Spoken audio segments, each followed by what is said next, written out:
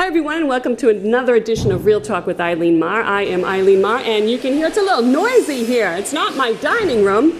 We are on location at the Milton Women's Club. Good friend Maureen Truax is once again in one of their productions, Steel Magnolias.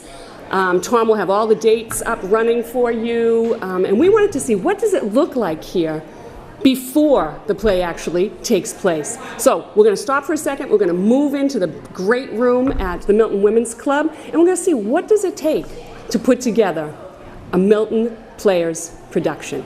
Stay with us. All right, so anyway, here we are inside the Milton Women's Club. Now, if you've been lucky enough, like I have, to come to some of their productions in the past, let me see, what was the last thing I saw? Odd Couple, which was absolutely hysterical. You get to come the night of the show and everything's all set and in place. Well, this is what goes on weeks before any production takes place. You can hear hammering, you can look up on the stage, you've got people, looks like he's measuring and painting. You're over here, we got people putting props together and sets together. Now, if you know anything about Steel Magnolias, you know it takes place in a beauty salon in the South. Now, if you're only familiar with Steel Magnolias through the movies, what you don't know is that the play is set exclusively in a salon. So this play, and you can see, this is what theater people put a camera on, and this is what happens. So anyway, the play takes place exclusively in the hairdressing salon. There's no men in it. It's a cast of six women, one who gets pregnant. And here we go. We've got the director. How are you? I'm Eileen Marr. Nice to meet you. Good. This is my husband, Tom. This is Real Talk with Eileen Marr, local Milton access. I wanted to just get the word out.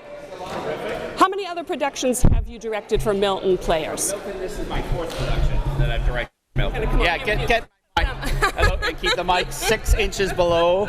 This is what I do the rest of the time. Are you from Milton, Glenn? I am not. I'm actually from Randolph. Okay. Does Randolph have a They have a small community theater, but they only do 3 shows a year, and that's year round. But we just moved to Randolph. We originally lived in Quincy and Wollaston.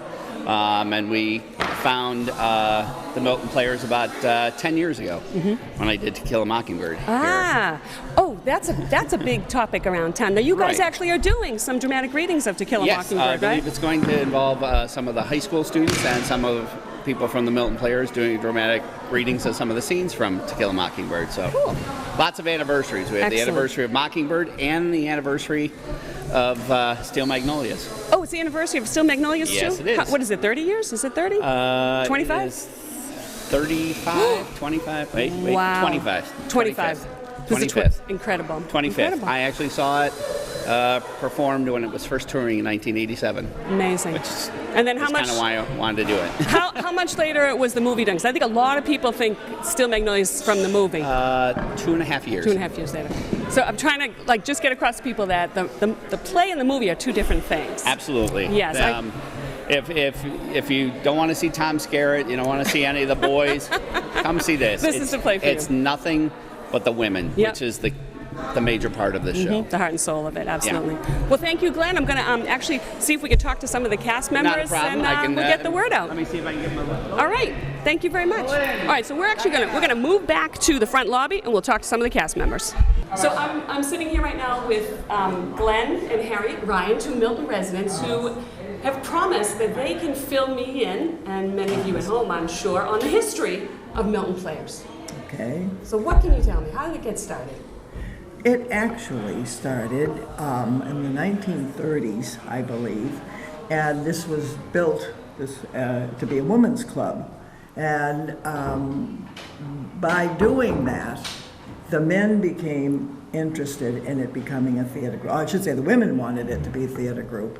And so when the men came in, they made the stage with, what do you call it, risers and dressing rooms downstairs. There's just a whole lot of theater stuff. So we were fortunate enough that when the first ladies were interested in doing theater, that they had these fellows that were like what's working around here today with a lot of talent for building. And so it's been here a long time. It started with 3 sisters, and jump in here anytime, and a brother, and they were the Powers. Was The that Powers. So the Powers family? The Powers From family's Milton, in the the Milton Dragons, family. yeah. So this building specifically was built as a women's club, Correct. but And- soon evolved into Yeah, so theater. they're the It became adjunct a for the theater. women's club. They had a plays. They would read them, and so as a result of that, the women who were in that play reading group wanted to do a little bit more, and that they had people come from out throughout the town. They would have some of the teachers that would come in, and then the players group evolved to where it is right now. We're in our 80th season. So that's impressive. is 80th impressive. season. How many shows do they typically do in a year? Season. We do 3 a year. Now, for instance, this show here, which is our opening show, is that we'll start about a year and a half ago with a play reading committee, and we will sit down and try to find out what we would like to do for a season. We want to do a comedy, we sometimes will do a musical, and we'll see what's going to appeal to our audience in general.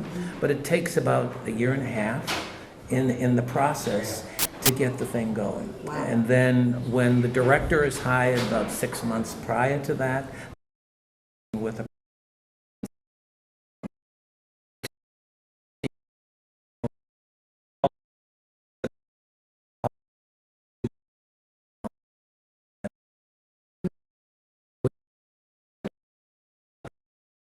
the attic, which consists of our costume area, all of some of our props.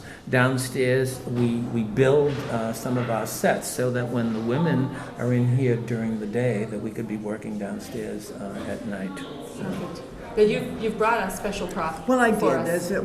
He did not mention the play that we're doing right now. Which should be- It's Yes. called Steel Magnolias, and I think you will gather that it's about a beauty salon. Oh, that's cool. And this is made to be shown, I believe it's Act 1, Scene 2. We go into Christmas. And so someone in another group, we have props coming from, actually returned from Germany. They wanted the props for what we're using today. So it just arrived about 2 days ago, so we're just in time. And this was one of the things in that box, which is hysterical. And there's many other things like that, but it's Christmas. And so the people before us have made a lot of handmade things for the walls and stuff. And we got it from Wellesley, by way of Germany back to Wellesley to here. And Burlington, a friend there. So we've got props, and it's going to drive us nuts because they have to be returned. These are props that people from Milton Players created and then lent out to other. No, I know actually most of the stuff we've gotten from other groups because they've done it before. Okay. This is what we do. So there's like some kind A of lending. clearinghouse? Well, yeah, you could call it that. We do borrow. That's changed over the years, and it's fabulous because I can call friends from Arlington, Burlington, wherever, Wellesley, and they're very willing, as we are in kind. You know, if we've got any special props, we can. The It's much more clearinghouse. economical and. The clearinghouse sometimes ends in my front porch or in my attic. Well, there's the attic and the garage be an and the interesting place. cellar. Harriet is very, very in tune with a lot of the other groups, and so you develop this network, and so that they're doing a show over in Braintree right now, and they'll say, Harriet, I need a phonograph player, one in the There it is. 1930s. Can you get it for me? And so she says, no, but I have 4 other people I can call, and then presto, it Yeah, ends and up it's on my great. porch. Great. Networking online. Yeah. That's what Well, it thank you is. so much for filling us in on the history. We're going to actually talk to a couple of the cast. Oh, great, Great. All right, great. thank Well, you the so cast, Thank you for and coming. if We'll anybody both be is, here. anybody One of us out there Friday nights. watching, please come and see our show. I'm sure someone will give you the dates. I Yep, think we're it's going to give beginning of you the November. dates, the email address, everything. We'll Great, fill thank everybody in on everything. Thank you. Thank you for doing this. All right, now I've got 2 cast members with me. To my direct right is Diane Kane, who plays Malin, And to her right is Liz Drew, who plays Shelby. So these are a good two to have together, basically mother and daughter. They both come from Randolph, and that's what I find really interesting. I think some people think Milton Players is just for people from Milton, and it's not at all. How does it happen that people from Randolph find out that there's a play being cast in Milton? How does that happen? Well, first of all, the Milton Players do a lot of advertising, and there's always, out on the web or whatever, there's always actors looking for places to go and do a show. Mm-hmm. And I know for me, it's common that if you see a name of a show that you really like, that's where you'll go and you'll audition. And for the most part, it doesn't matter where it's happening. You'll drive there and get there. Okay. So I'm not going to get into exactly what the play is about, except that we've said it's female-centric, 6 women. All takes place in a beauty salon. So if you're only familiar with Still Magnolias from the movies, you're in for actually a pleasant surprise, because I think that the play is far superior to the movie. It basically surrounds Malin and Shelby. Shelby, who is a young woman with diabetes, and did I say that right? Yeah. That right? Okay, good. I'm not getting confused. Shelby's a diabetic, and just the concerns of a mother for her daughter when she, gets older and wants to start a family. But it's also got this cast of other characters surrounding them, and it takes place in a beauty salon. The beauty salon's owner, the beauty salon's assistant, and 2 other kind of eccentric women of the neighborhood, I guess you'd call them. absolutely, yeah. I'm going to ask probably the same question to everyone. How old were you when you started acting on the stage? Oh my goodness. I think I was in 5th grade, and I've been doing it ever since. I went to college as a theater major. Was it a school production that got Absolutely, you yes. interested? Okay. Yeah. All right. And? I was 5. I was the only kid in the church choir who knew the verse to Jingle Bells. So that was it. That was my start. That's big stuff. Good job. And once you got into it, you just felt I like being in front of an audience? Yeah, or? pretty much. Yeah. I mean, I went to school for accounting because I figured that if theater didn't work out, at least I would have something to fall back on, and I'd much rather do this as something I love than as a job. So. Because I think it would be a very difficult job. I'm very good friends with Maureen, and I've called her over the past few weeks, and she can't do anything because she is in rehearsal, and so it's a huge commitment. And Absolutely. I don't think people realize that, and you don't get paid to do this. No. This is for love, for love of the stage.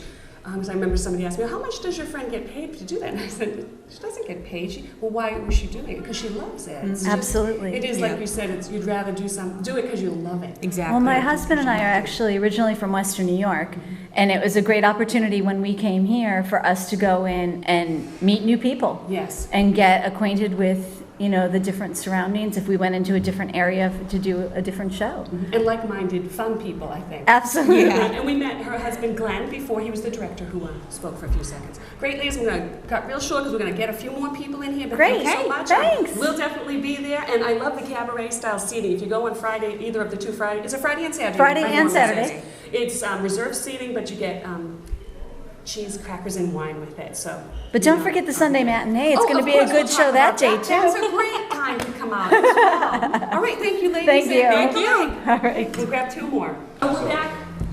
To my direct right is Kevin Lowney, who's the producer of the show, and to Kevin's right is Jennifer Fenlon, who plays Annelle, who is kind of like the new girl in town. She's broken up with her husband. She comes into town and she winds up working for Truvy, who runs what is the name of the shop? Is there a specific name for the shop?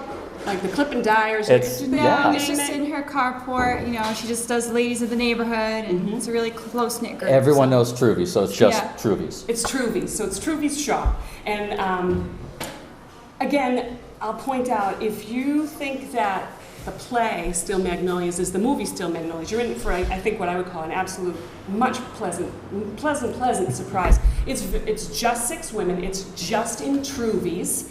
And it's just women talking and going through life and going through life's experiences. And of course, central to that theme is we just had Malin and Shelby on. And central to the whole play is their relationship and how it changes over time and what health concerns can do to relationships. So anyway, Kevin, what does it mean to be a producer of a play? What exactly do you do? Well, in this case, ultimately the producer's the guy who holds the money. I don't have any money myself, but yeah. Damn, Exactly. Ugh. Otherwise, Milton Players trust me to make sure everything goes smoothly. I'm the liaison between the director, usually the tech director, but I'm the tech director too.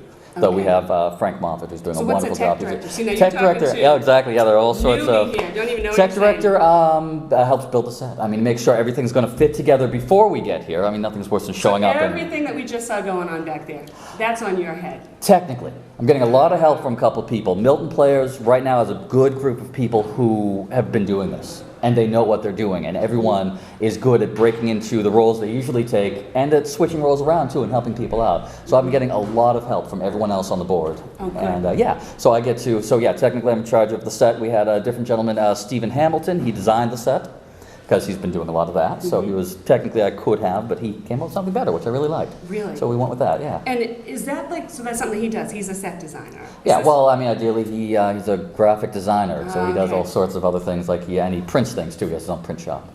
Okay. So and we were just talking to Glenn and Harriet Ryan, and I just found it so interesting that she says that there's kind of like this grapevine. We're doing, we're doing still Magnolias. We need these props, and then people kind of get out there and help each other out. This has been a really unique experience. A lot of times a group will come together and put on a show, and then we have to find, and usually again we have a great network. That's a big thing, networking. So knowing everyone, because I might need such and such a prop, but I don't have it. But then you might have this really amazing thing that's just up in your attic or on your basement, and then it happens to find its way on the stage. So we all come together and do this. This play, it's a really popular play because it's so good, Steel Magnolias. A lot of other people have done it.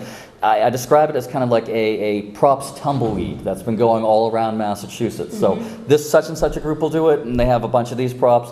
Another group will do it, so they get lent the props, and then they add to it, and they add to it, and add to it, and add to it. So this time we walked in, instead of having to hunt for props, 90% of it just landed on our doorstep, thanks to a lot of other theater groups. I wish I knew the names off the top of my head. Which I'm sure takes just so much pressure off, financial pressure, time pressure. I can't imagine how much. And where do you put all this stuff? I know you guys have like an attic, right? We have, yes, here at the Women's Club, they give us, we rent, but we have a lot of room here. But a lot of people take stuff home. It's in people's basements, their garages, anywhere we can store stuff. We're all, by nature, in community theater pack rats. Okay. To whatever extent. And I know my basement's full of stuff for at least, technically 3 theater troupes right now. But cool, that's great. So, Jennifer, you live in Quincy. Yep. How old were you when you first said, I want to be on the stage? How old were you, like your first play?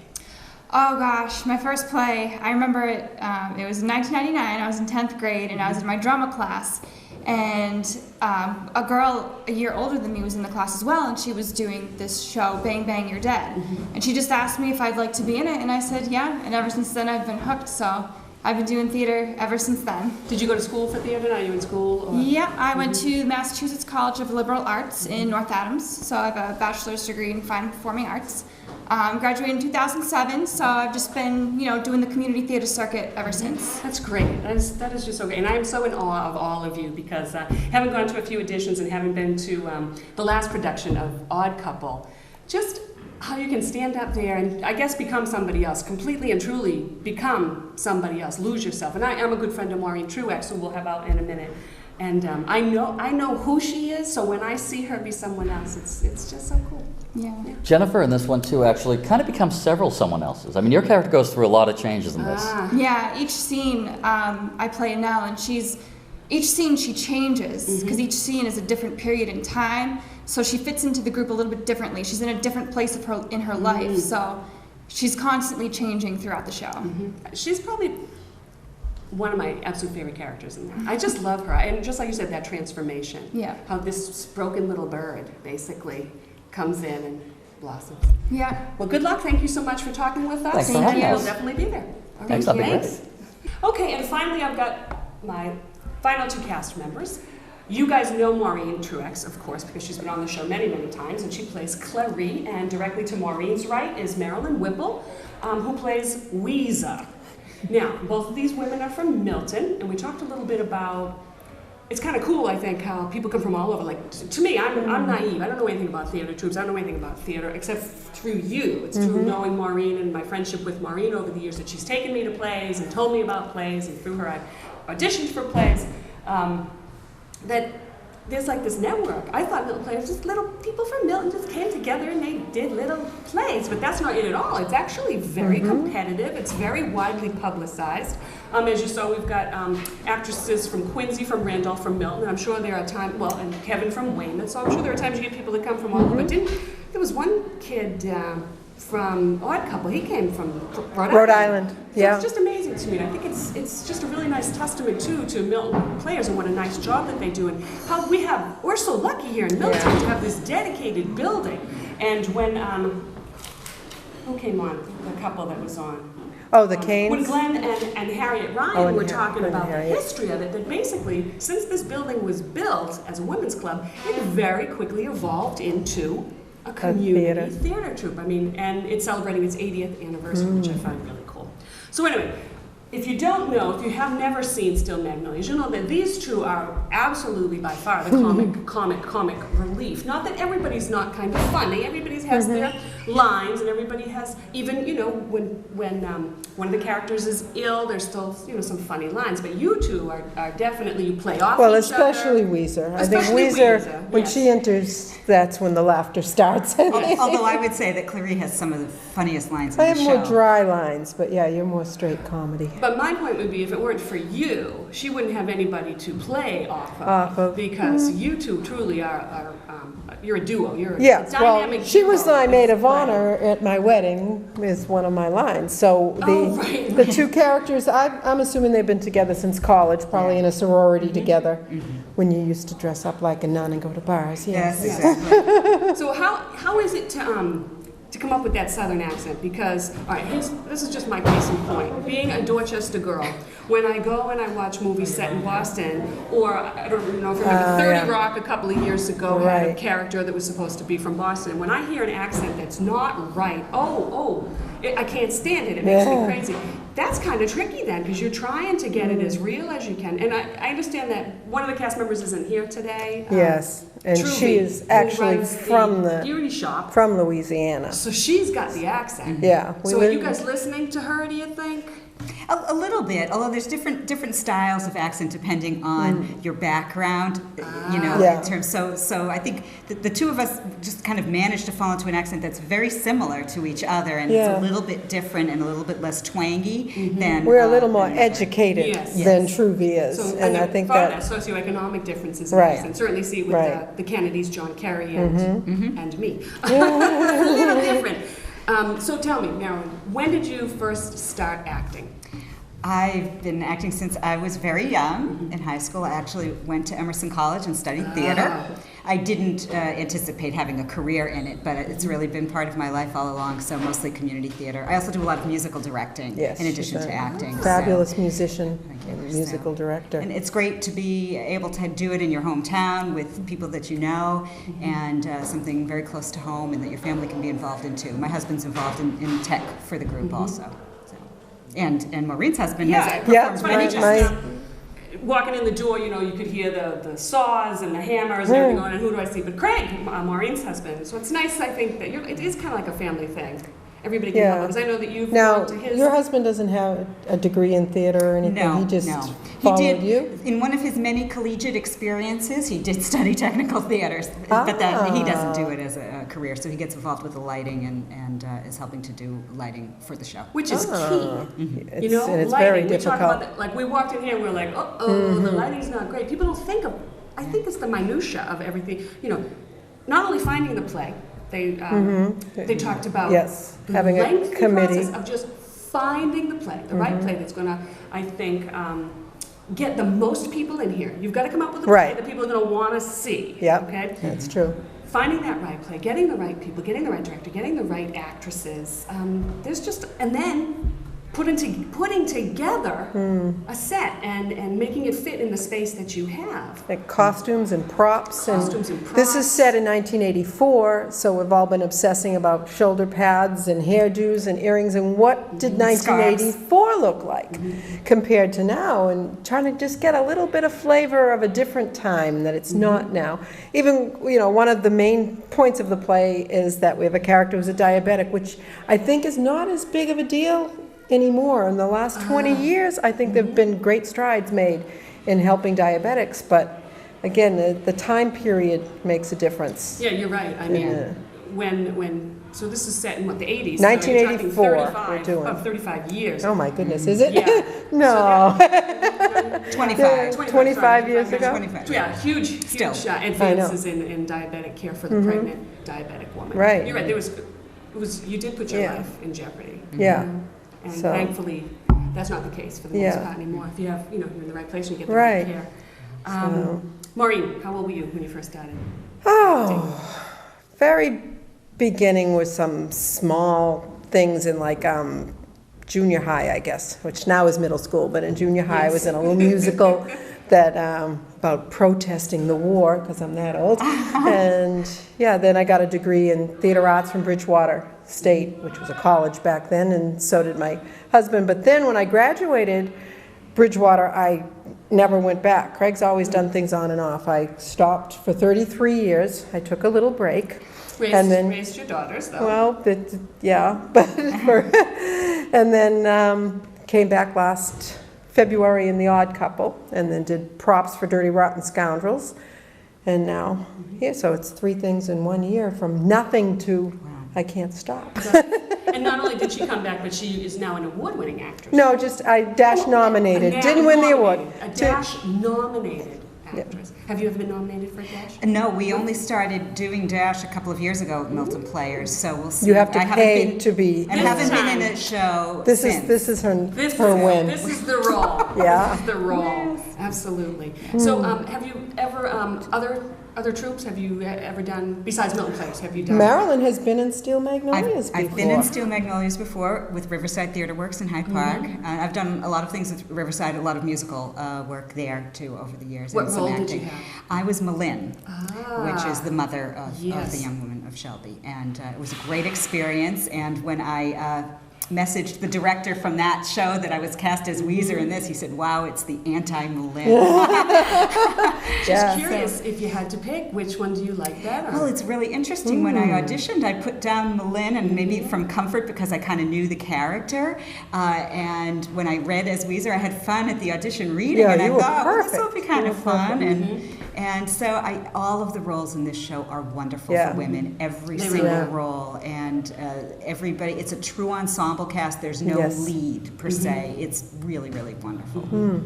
Yeah, just thinking about the differences between Malin and Weezer. Malin, you just get some of that great soliloquy and that all the passion.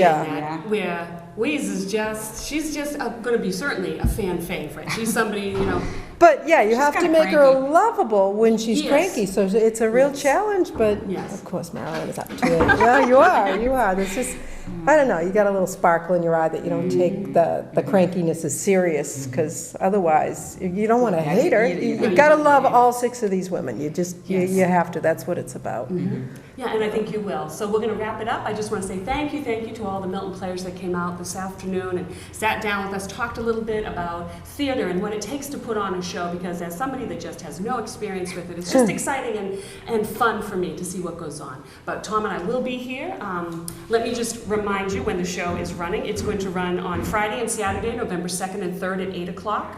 And then the following weekend, November 9th and 10th, again Friday and Saturday at 8 o'clock. And a matinee, Sunday, November 11th at 2 o'clock. The difference between them is the nighttime performances are Tom's telling me you gotta hurry up. Cabaret, so you get cheese and wine. Matinee, you get a cookie and a juice. Anyway, thanks a lot. See you next time on Real Talk. Get out there, see Steel Magnolias.